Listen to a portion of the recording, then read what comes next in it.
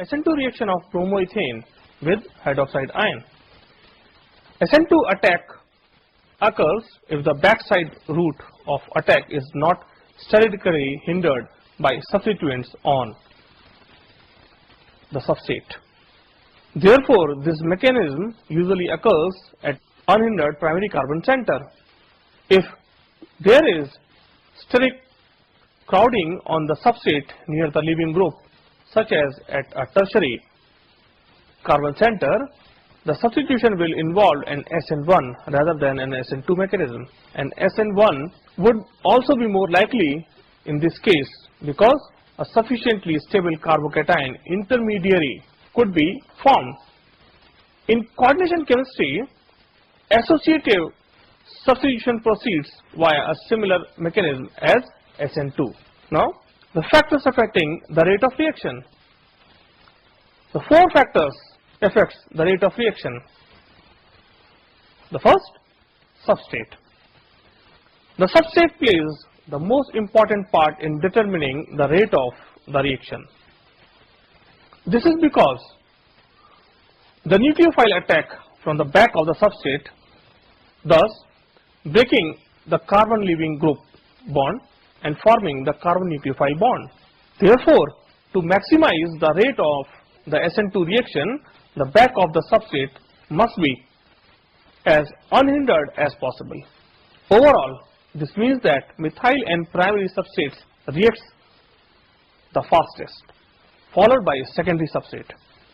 Tertiary substrates do not participate in SN2 reaction because of steric hindrance. The second, nucleophile. Like the substrate, steric hindrance affects the nucleophile strength. The methoxide anion, for example, is both a strong base and nucleophile because it is a methyl nucleophile and is thus very much unhindered.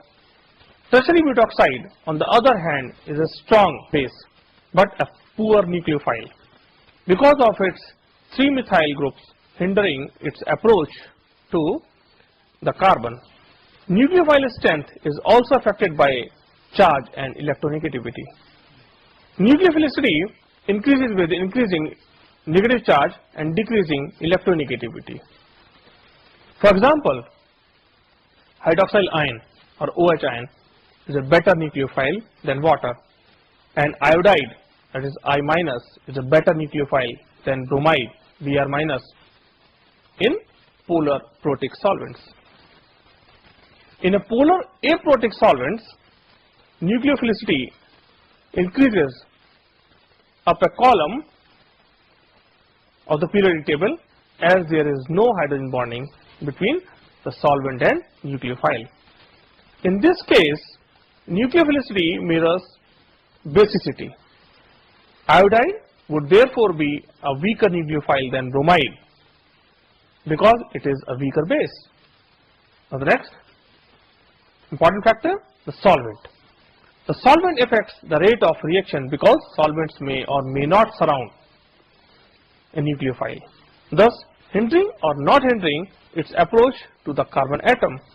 Polar aprotic solvents like tetrahydrofurane are better solvents for this reaction than polar protic solvents because polar protic solvents will solvated by the solvent hydrogen bonding to the nucleophile and therefore hindering it from attacking the carbon with the leaving group.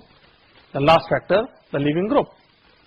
The leaving group affects the rate of reaction because the more stable it is, the more likely that it will take the 2 electrons from its carbon leaving group bond with it when the nucleophile attacks the carbon.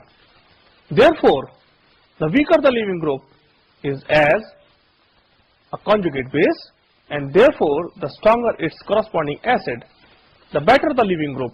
Examples of good leaving groups are therefore the halides except fluoride and tosylate, whereas hydroxyl OH ion and NH2 are not very good examples.